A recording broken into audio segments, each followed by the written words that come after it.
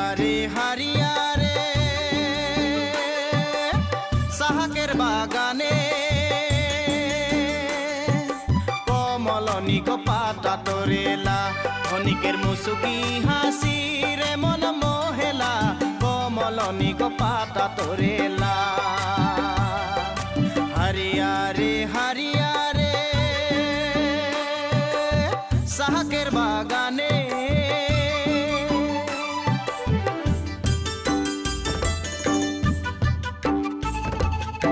उत्तर बंगाल में सिलीगुड़ी के ये वो चाय बागान हैं जिसकी खुशबू देश में ही नहीं बल्कि विदेशों तक पहुंचती है। सुबह से लेकर शाम तक हजारों मजदूर चाय के बागानों से एक एक पत्ती चुनकर उसे गुणवत्ता की कसौटी पर खरा उतारने के लिए जी तोड़ मेहनत करते हैं।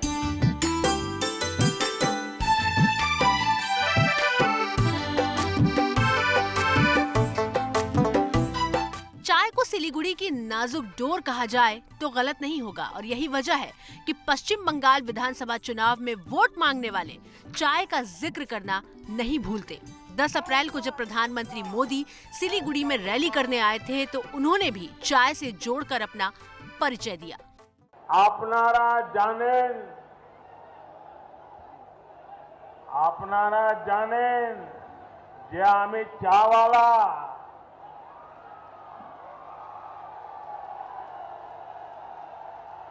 গোটা উত্তরবঙ্গ আমায় অনেক অনেক স্নেহ আর आशीर्वाद दिएছেন।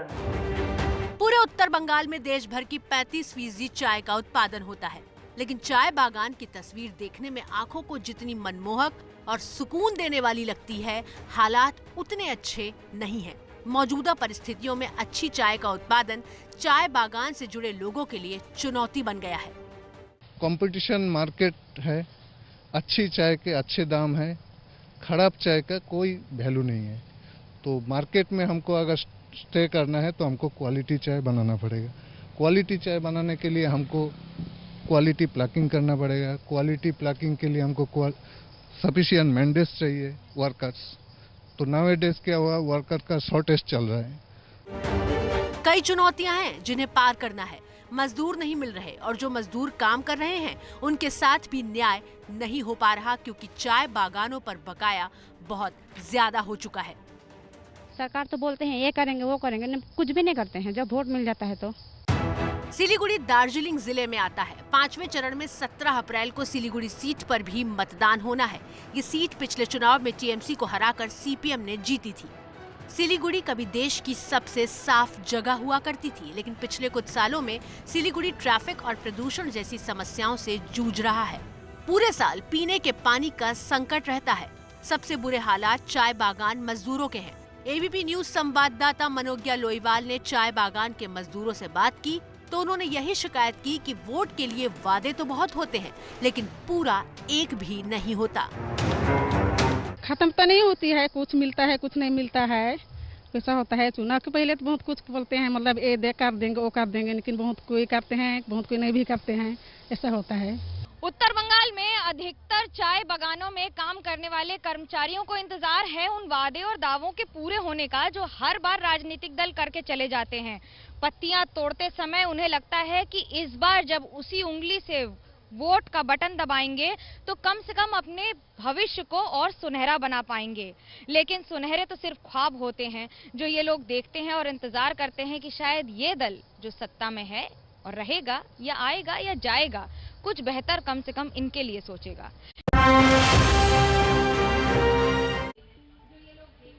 नमस्कार, आमी मनोज्ञा लोईवाल और आप देख रहे हैं कौन बनेगा मुख्यमंत्री सीधे सिलीगुड़ी से। उत्तर बंगाल से अभी चलेंगे आपको लेकर सीधा उत्तर 24 परगना, जहां पर तापमान उत्तर बंगाल से कई गुना ज्यादा है। उसका कारण है कि एक ओर है तृणमूल कांग्रेस से मदन मित्रा और दूसरी ओर है बीजेपी से राजू बनर्जी। और नेता क्या क्या हथकंडे अपना लेते हैं अपने चुनावी दांव को सफल बनाने के लिए। आखिरी कुछ घंटे बच गए हैं इस सीट पर, अब तो कैसे मतदाताओं को रिझाने के लिए लगे हैं नेता, देखिए कुंतल चक्रवर्ती की इस खास रिपोर्ट में कमरहटी सीट से।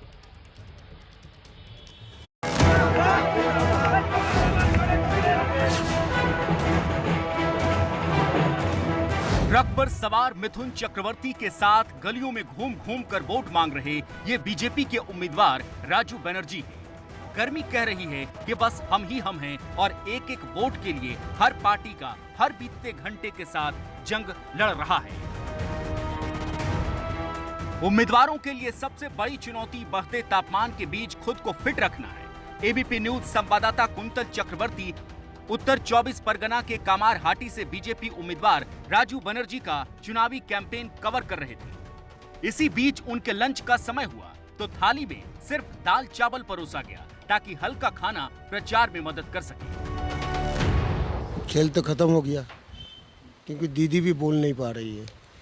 तो देखिए खेल समाप्त हो गया नंदीग्राम में और हम लोग 200 गोल डालेंगे, 200 गोल। कामारहाटी में भी गोल मारेंगे।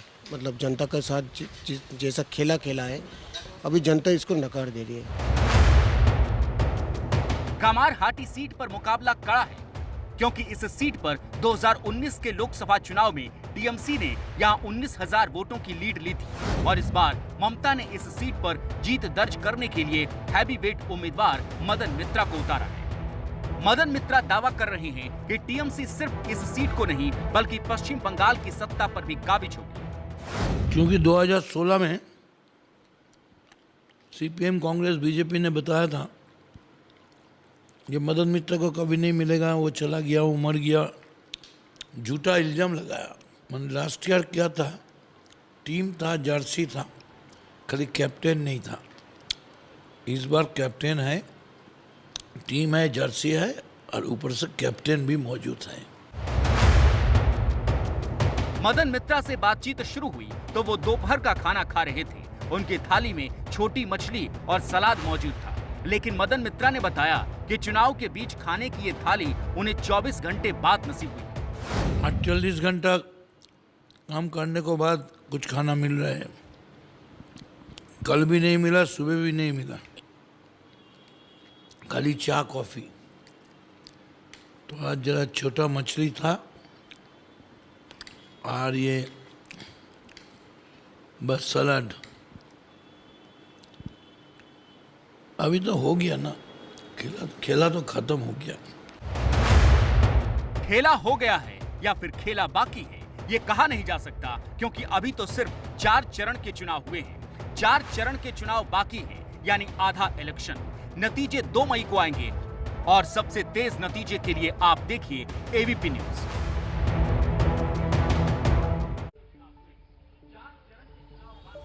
पश्चिम बंगाल में चुनाव की गर्मी तो बढ़ रही है तो वहीं दूसरी ओर विरोध प्रदर्शन पर आज मुख्यमंत्री ममता बनर्जी लगभग 3 घंटे तक कोलकाता में बैठी। एक ओर विरोध था चुनाव आयोग के खिलाफ तो वहीं दूसरी ओर ये भी साफ कर दिया कि आने वाले दिनों में बंगाल में दीदी के अनुसार खेला हबे ही हबे। देखिए एक खास रिपोर्ट।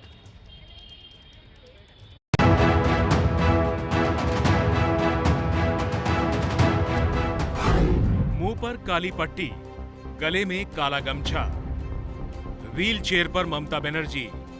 कभी मास्क हटाकर हाथ में किसी चीज को देखती है तो थोड़ी देर बाद हाथ में ब्रश लिया और पेंटिंग बनानी शुरू कर दी। जो चित्र बनाए उसे मीडिया को दिखाया भी। प्रचार पर 24 घंटे का बैन लगा तो ममता बनर्जी ने आज इस तरह करीब 3 घंटे का धरना दे दिया। केंद्रीय चुनाव आयोग ने पश्चिम बंगाल के मुख्यमंत्री ममता बनर्जी के प्रचार प्रसार पर लगा दी है 24 घंटे की रोक, रात में 8 बजे तक की रोक। लेकिन इस दौरान ममता बनर्जी ने धरने का ऐलान किया है और फिलहाल वो कोलकाता में गांधी प्रतिमा के पास में धरना प्रदर्शन पर बैठी हैं। 12 बजे से धरना प्रदर्शन शुरू हो रहा था लेकिन 11:35 पर ही पहुंच गए और उसके बाद में लगातार एक एक करके यहाँ पर बैठ करके पेंटिंग्स बना रही हैं। पिछले करीबन 1.25 घंटे के दौरान ममता बनर्जी 5 से 6 पेंटिंग्स बना चुकी हैं और अलग अलग पेंटिंग्स बना करके संदेश देने की कोशिश है। देखिए ममता बनर्जी के पास में काफी सारे मार्कर्स, पेन्स और ड्रॉ पेंसिल्स हैं। कोलकाता में गांधी मूर्ति के पास ममता ने यह धरना इसलिए दिया क्योंकि उनके विवादित बयानों को लेकर चुनाव आयोग ने 24 घंटे का बैन उनके प्रचार पर लगाया है। दरअसल ममता ने मुस्लिम मतदाताओं को एकजुट होने की सलाह दी थी जिसकी बीजेपी ने चुनाव आयोग से शिकायत की थी। इसके अलावा ममता बनर्जी ने कहा था कि केंद्रीय सुरक्षा बल बीजेपी के इशारे पर काम कर रहे हैं, इसलिए बंगाल में लोगों को मतदान नहीं करने दे रहे। आरोप ये भी है कि ममता ने आह्वान किया था कि लोग घरों से लाठी डंडे लेकर निकलें और केंद्रीय सुरक्षा बल को सबक सिखाएं। ऐसे ही बयानों के बाद ममता के प्रचार पर बैन लगा, ममता ने धरना दिया, तो अब बीजेपी कह रही है कि लोकतंत्र को खतरे में डालने वाले अब धरने पर बैठ रहे हैं। क्या ये लोकतंत्र की हत्या नहीं है? एक धर्म विशेष के लोगों से अपील करना, क्या ये लोकतंत्र को ताड़ता नहीं करता है? और पिछले 10 सालों में जिस प्रकार की तुष्टीकरण की राजनीति ममता बनर्जी ने करी, जिस प्रकार से दुर्गा विसर्जन को रोक के मुहर्रम के जुलूस को हर बार प्राथमिकता दी गई, उसी का खामियाजा आज टीएमसी को भुगतना पड़ रहा है। 5वें चरण से पहले ममता बनर्जी अब 24 घंटे मंचों पर बोलती नहीं दिखेंगी, लेकिन बीजेपी सवाल पूछ रही है। बीजेपी का प्रचार रथ भी तेजी से दौड़ रहा है। बीजेपी अध्यक्ष जेपी नड्डा ने आज बर्धमान में बड़ा रोड शो किया। भारी भीड़ यहां दिखी तो उत्तर दिनाजपुर में प्रचार का मोर्चा अमित शाह ने संभाला। दोनों नेताओं के निशाने पर ममता बनर्जी ही रही। ममता जी के 10 साल के राज में टोलाबाजी, तुष्टीकरण, तानाशाही, कटमनी, सिंडिकेट, बालू सिंडिकेट, गोरू सिंडिकेट, चावल सिंडिकेट, हर तरीके का आपने सिंडिकेट देखा है। दीदी ने भी कोई कम जुल्म नहीं ढाए, अनेक लोगों को निर्मम हत्या करा दी और हजारों पर मुकदमे दायर कर दिए। मित्रों, उसने मुकदमे राजनीतिक रूप से कुछ लोगों के सिलेक्टिवली वापस लिए। उत्तर 24 परगना में आज प्रचार मैदान में उतरे रक्षा मंत्री राजनाथ सिंह। उन्होंने भी बंगाल में बवाल पर ममता बनर्जी को घेरा। बोले, बंगाल में बीजेपी नहीं आएगी तो बम वाली राजनीति ही रहेगी। बंगाल में 4 चरण का चुनाव पूरा हो गया है। 5वें चरण का चुनाव 17 अप्रैल को होगा। चुनाव अभी आधा बाकी है, यानी बंगाल के बवाली चुनाव में ना जाने कितने रंग अभी देखने बाकी है। सिलीगुड़ी एक ऐसा शहर जो भले ही 10 किलोमीटर रेडियस से भी छोटा हो, महानंदा नदी के किनारे हो, लेकिन इस महान शहर ने कई झोंके झेले हैं, कई मौसम देखे हैं। आज बात करेंगे उन लोगों से जो इस मौसम के आधिकारिक तौर पर अधिष्ठाता रहे हैं, लेकिन क्या किया उन्होंने जनता के लिए, ये सवाल तो करेगी जनता। लेकिन आज हमारे साथ मंच पर मौजूद हैं बिजन चक्रवर्ती हैं कांग्रेस से, स्वागत है आपका। तृणमूल कांग्रेस से हैं वेदव्रत दत्ता, तृणमूल कांग्रेस की बात रखेंगे। और बीजेपी से हैं सविता अग्रवाल। सविता जी, आप ही बता दीजिए कि दीदी को जब नोटिस जाता है तो चुनाव आयोग पर आरोप लग जाता है कि ये पक्षपात है, कैसे देखती हैं इसको? दीदी ने हमेशा ही ऐसे ही किया है। लास्ट 10 सालों से हमने देखा है, जब जब दीदी पे गाज गिरी है तब तब दीदी ने धरना पर ही बैठा है। ये दीदी की आदत रही है और बंगाल की जनता और पूरे देश इससे वाकिफ रहे हैं। कुछ नया नहीं है इसमें, ये हर बार की उनकी चाल है। वो धरने से डर गई है क्या? दीदी के धरने से डर गई बीजेपी? दीदी धरना ही करेगी, इसका कोई ऑप्शन उनके पास और कुछ है नहीं करने के लिए। धरने के अलावा वो धरना ही करती रही। सत्ता में रहकर विरोध प्रदर्शन, जो गलती है वो सब केंद्र सरकार की है, चुनाव आयोग की है। टीएमसी सब सही है हमेशा। देखिए, बंगाल के आसमान में अभी हिटलर की प्रेतात्मा, वो ऊपर सब देख रहे हैं कि हिटलर की प्रेतात्मा मंडरा रही है और इसको रोकने वाली है बंगाल की जीवित दुर्गा ममता बनर्जी।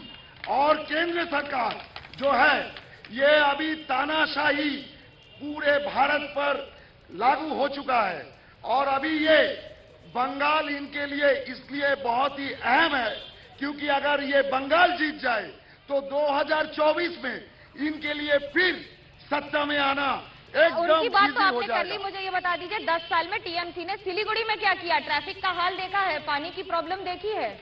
आपने शायद अपना होमवर्क ठीक से नहीं किया होगा। राज्य में आपकी सरकार है, नहीं बोल रहे हैं। आपके राज्य में सरकार है, सीपीएम है। विधायक यहाँ पर और कॉर्पोरेशन सिलीगुड़ी में सीपीएम का है। राज्य में सरकार किसकी है ये तो याद है आपको? सीपीएम का जो यहाँ पर विधायक हैं, उनका पिछले 10 साल यही एकमात्र उनका कंप्लेंट एकदम कंटिन्यूअसली उनका अभियोग रह चुका है कि हमारे यहाँ पे इंटरफेरेंस हो रहा है, हमारे यहाँ पे इंटरफेरेंस हो रहा है। और वो हर हफ्ता एक एक दो दो यहाँ से चिट्ठी लिखते रहते हैं। तो आप और सीपीएम एक साथ हैं क्योंकि बीजेपी इंटरफेरेंस कर रही है? अरे हम कहाँ एक साथ है, बीजेपी और सीपीएम एक साथ है, ये तो इनडायरेक्टली है। आप और सीपीएम एक साथ हैं, ये तो नया है फॉर्मूला। नया फॉर्मूला बता दिए दादा ने। दादा दुर्गा माँ की दुहाई दे रही है। आज नवरात्रा का पहला दिन है। हम लोगों ने पहले देखा है कि दुर्गा उत्सव के दिन विसर्जन पर जब ममता दीदी रोक लगा। नहीं, आपके यहाँ पर एमपी है, सांसद आपके हैं, आप बता दीजिए ना 3 काम जो आपने किए सिलीगुड़ी की जनता के लिए। बहुत सारे काम हुए हैं। हम लोगों ने बार बार उनसे मांगा है। हम दार्जिलिंग मोड़ का जाम का निवारण करना चाहते हैं। हम उनसे बार बार बोलते रहे कि उसको आप सेंट्रल में भेज दीजिए। उनके पास में डीपीआर नहीं है, वो डीपीआर प्लेस नहीं करे। वो चाहते ही नहीं है कि केंद्र यहाँ पर काम करे। उन्हें डर है, उनको सत्ता का डर सता रही है, उनको अपने राजनीतिकरण का डर सता रही है। हमें काम करना है। हम यहाँ वो कह रही है, आप राजनीति कर रही है, डिसाइड तो कर लीजिए कौन कर रहा है। 2019 के बाद उनका जो सांसद है उन्होंने यहाँ पे कोई काम नहीं किया। उनका पिछले सांसद आलूवालिया जी एक गांव को यहाँ पर गोद लिए थे। क्या हुआ उस अच्छा, गांव का? आपके विधायक यहाँ से उत्तर बंगाल से धमकी दे मंत्री की अगर वोट नहीं दिया टीएमसी को तो बाहर निकाल देंगे, वो याद है आपको? मंत्री का नाम भी बताऊं? गौतम देव।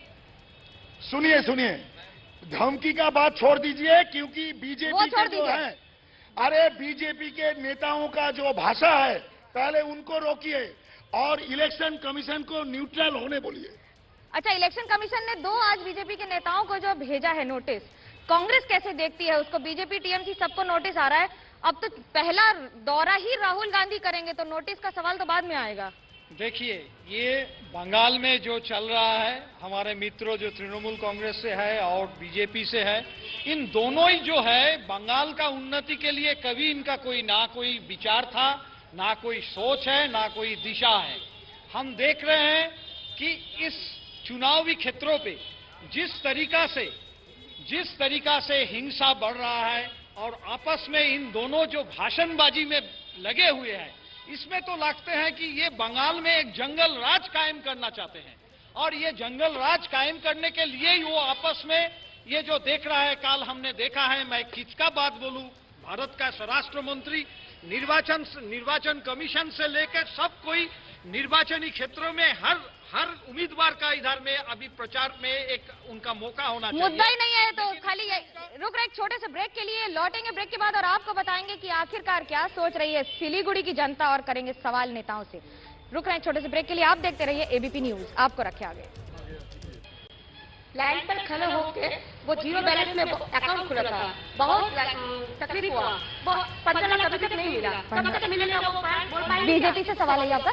बीजेपी से सवाल बीजेपी से मेरा सवाल है, लास्ट 15 ईयर्स 3 टर्म हो गया, यहाँ का एमपी बीजेपी का एमपी है, एक जसवंत सिंह हो गया, आलूवालिया हो गया, विराजू हो गया, क्या डेवलपमेंट किया यहाँ? कुछ भी नहीं हुआ। सवाल मेरा सवाल यही है कि टीएमसी के जो पदाधिकारी आए हैं, सांसद को काम करने के लिए कहां ऑब्जेक्शन होती है, थोड़ी सी हमारे आम जनता को जवाब देकर के जाए कि एनओसी अगर विधायक नहीं देगा तो सांसद काम कर पाएगा क्या, या काउंसलर एनओसी वार्ड में नहीं देगा तो उस वार्ड में काम हो पाएगा क्या? आप ही बता दीजिए। अब साहब को ये मालूम नहीं है कि केंद्र का पैसा अभी पीएम टू डीएम आता है, यहाँ पे स्टेट गवर्नमेंट का ऑब्जेक्शन का कोई बात नहीं है। और भारतीय जनता पार्टी के जितने लीडर्स हैं वो आने वाले कल की बात करते हैं, सपना दिखाते हैं, आज का कोई बात नहीं करते। सीपीएम से पूछ लेते हैं, दिल्ली और केरल और बंगाल क्या अंतर है, ये तो बता दीजिए जनता को। सबसे बड़ी बात है कि यह नीति की लड़ाई है। बंगाल और केरल में तो अंतर है ही, जो बंगाल स्टेट में हम लोग कांग्रेस के साथ में अलायंस किए हैं, लेकिन केरल में हम कांग्रेस के विरोध में हम खड़े हैं। लेकिन हम लोग जो पूरे देश की जो राजनीतिक परिस्थिति है, खासकर बीजेपी के कारण हम लोग मजबूर नहीं, हम लोग नीति के विरोध में, बीजेपी के नीति के विरोध में कांग्रेस के साथ में अलायंस। आपके खिलाफ हैं, आखिरी जवाब जल्दी से।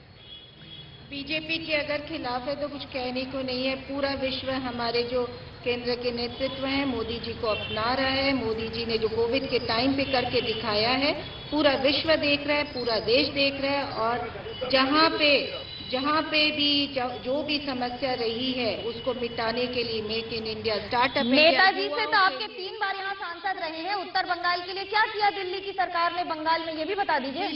दिल्ली की सरकार बहुत कुछ करना चाहती है। 3 बातें बता दीजिए, चाहती नहीं, 15 साल हो गए। यहाँ के राज्य यहाँ की ममता बनर्जी उस सुविधा 15 साल लग गए आपको। उस सुविधा को अपनाना ही नहीं चाहती। वो इतना एडी है, इतना उनको ईगो प्रॉब्लम है, उन्होंने कभी भी सामंजस्य नहीं बनाया केंद्र सरकार से। जो भी सुविधा देना चाहिए, कोविड के टाइम पर भी जो अस्पताल खुलने के बाद से जो सुविधा लेने के बाद से उसमें भी ममता बनर्जी ने कोई भी केंद्र के साथ सहयोग नहीं दिखाया। और सहमत है आप इस बात से? आखिरी जवाब। एकदम नहीं, क्योंकि टीएमसी या ममता बनर्जी काम करती है। उनका 64 स्कीम बंगाल के लोगों के लिए जो है वो सबके सामने है।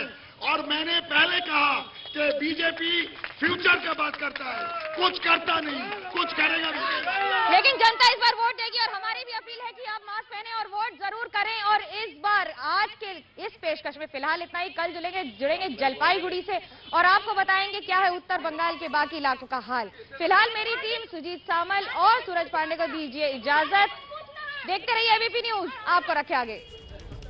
देश में कोरोना भयावह रूप लेता जा रहा है। राज्य दर राज्य हम इसका आज सुबह से विश्लेषण भी कर रहे हैं और तमाम राज्यों के मुख्यमंत्री हमारे साथ जुड़े हुए हैं। गुजरात में भी कोरोना ने भीषण हालात पैदा कर दिए हैं। वहां पर रोज मरीजों की संख्या नए रिकॉर्ड बना रही है और अगले दिन पुराने रिकॉर्ड तोड़कर नए रिकॉर्ड कायम कर रही है। इसी पर चर्चा के लिए हमारे साथ गुजरात के मुख्यमंत्री विजय रूपाणी साहब जुड़े हुए हैं। विजय रूपाणी साहब, आपका एबीपी न्यूज में स्वागत है।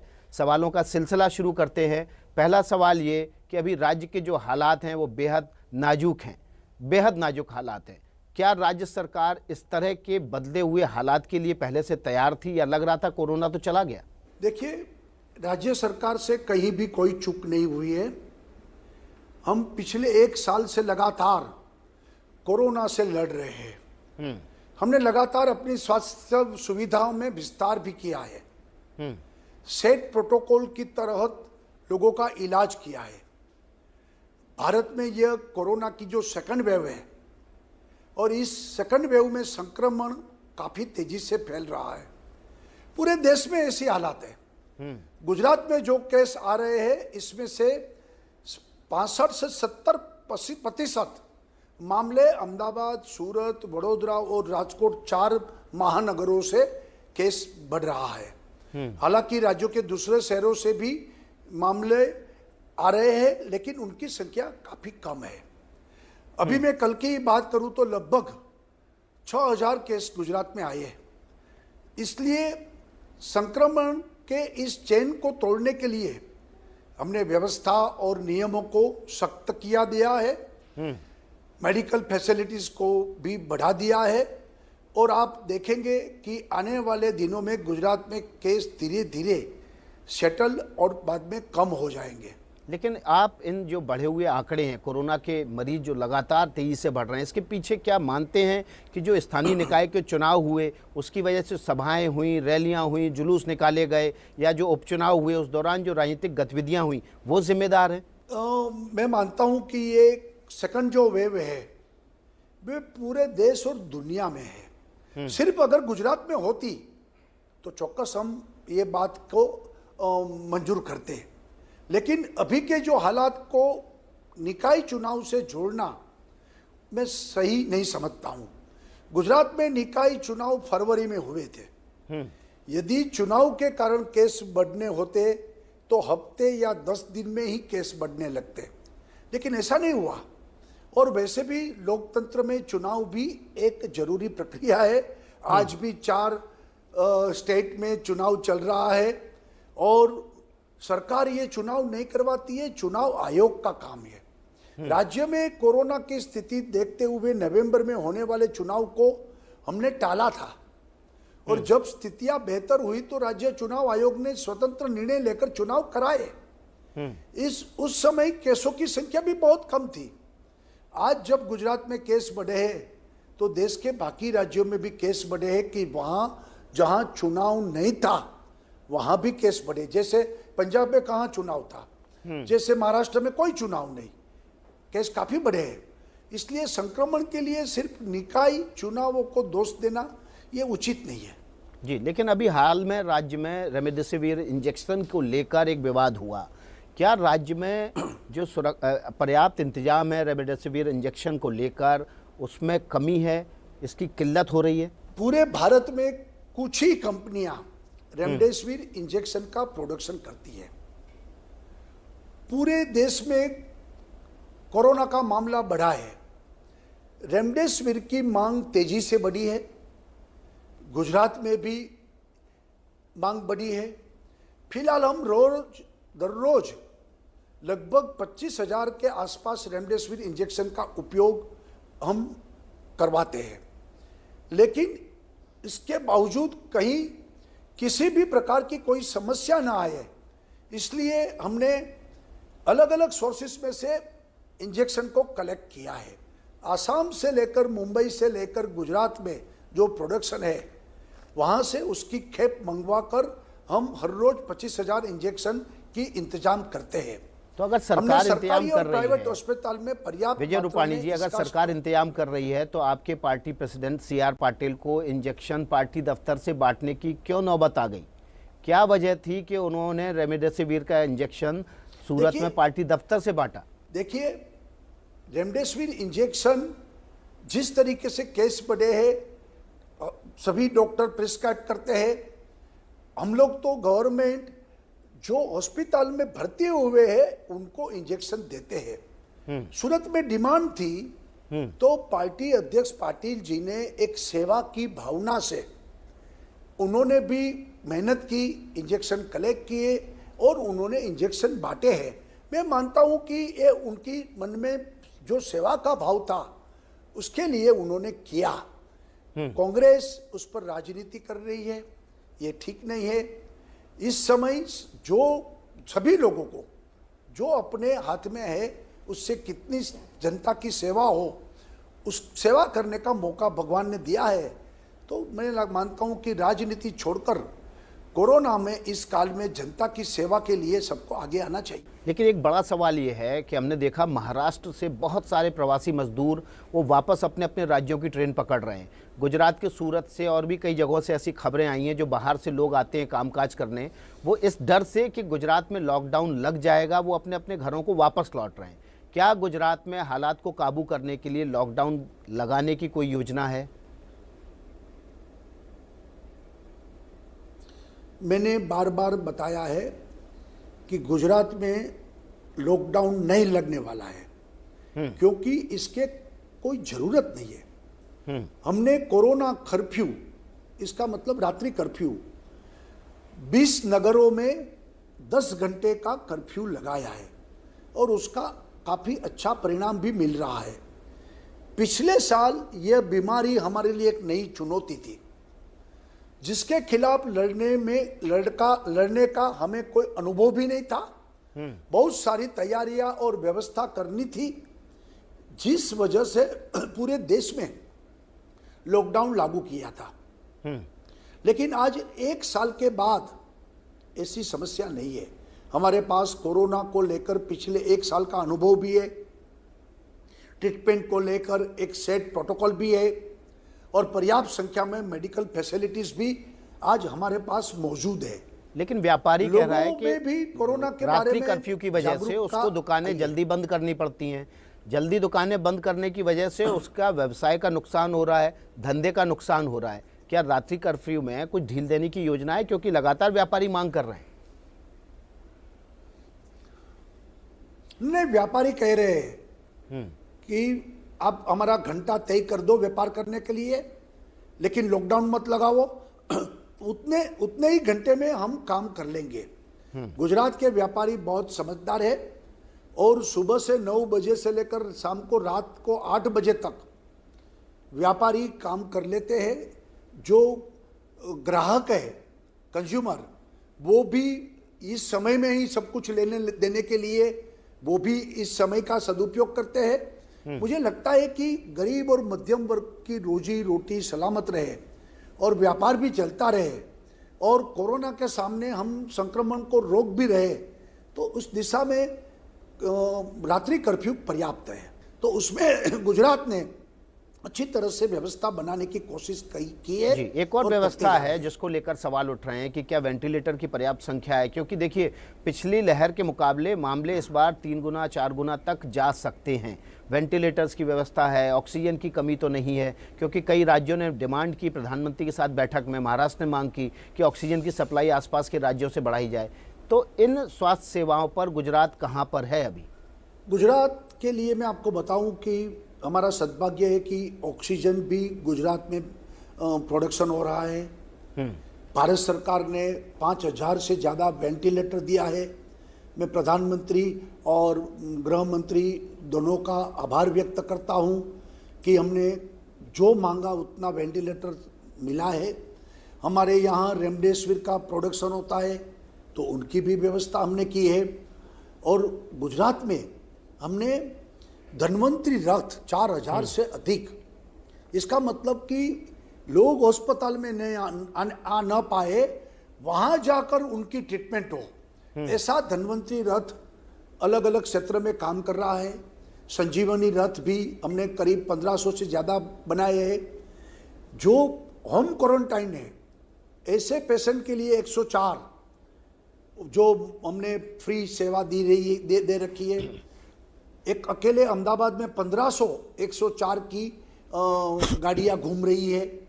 तो मेडिसिन, टेस्टिंग, इंजेक्शन, बेड, अस्पताल, ये पूरी व्यवस्था, ऑक्सीजन और टेस्टिंग के लिए भी हमने काफ़ी बढ़ोतरी की है। पहले 50,000 टेस्ट करते थे, अब हम 1,30,000 टेस्ट हर रोज करते हैं। और RT-PCR भी टेस्ट हमने काफ़ी बढ़ाए हैं।